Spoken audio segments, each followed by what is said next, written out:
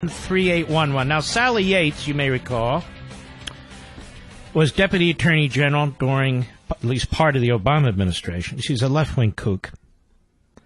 She was acting Attorney General for a very brief time until the president had to fire her because he was undermining his presidency. When it came to the issue of refugees, she refused to represent the President of the United States.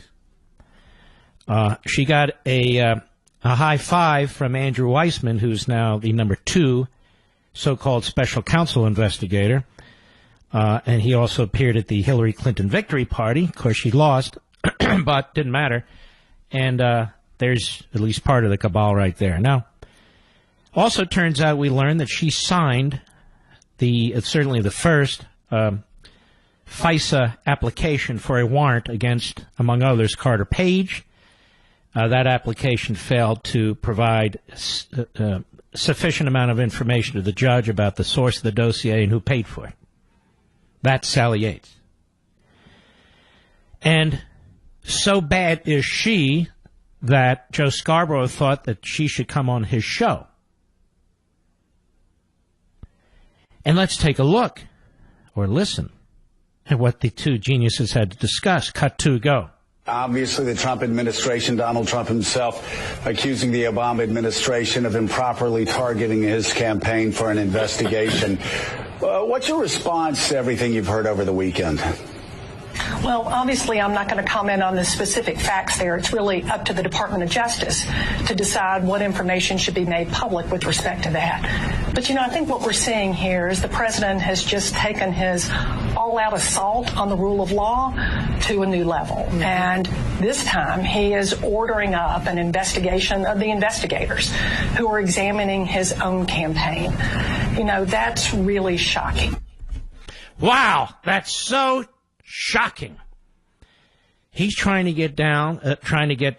determine whether or not the information in the New York Times. This is the amazing thing. We learned more from the New York Times. That's why I went through it very carefully. Is that what we're doing for Best of, Mr. Producer? On Memorial Day. I hope if you folks are in the car driving, you're stuck in traffic, I hope you'll listen to the Mark Levin radio show, because we're going to play that show.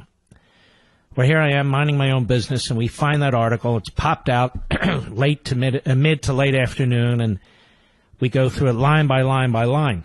It's the New York Times that exposed the existence of a spy. Now tries to walk it back. And when you have that, when you have the FISA warrant issue, when you have Fusion GPS and the collusion with the Russians by Hillary Clinton and the DNC who fund it, and all these other things going, according to Sally Yates, who was trying to stick former Lieutenant General and hero Mike Flynn on the Logan Act, this is out of line.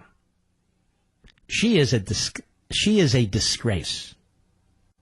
Absolute pathetic disgrace.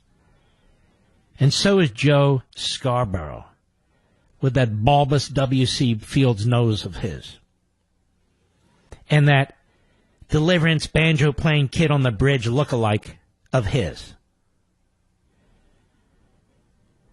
And, of course, that's what Mika Brzezinski sees in him.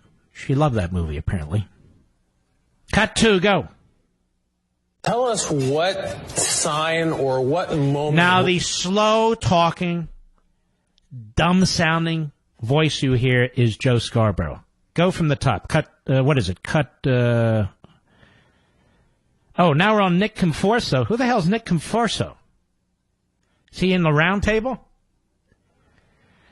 Okay, Nick Confessor, or whatever his name is, a Joe Scarborough favorite, apparently. Cut 3, go. Tell us what sign or what moment would for you be a dangerous break? What would be So they bring in an Obama flack. So tell us, what would be a dangerous break with the Trump people?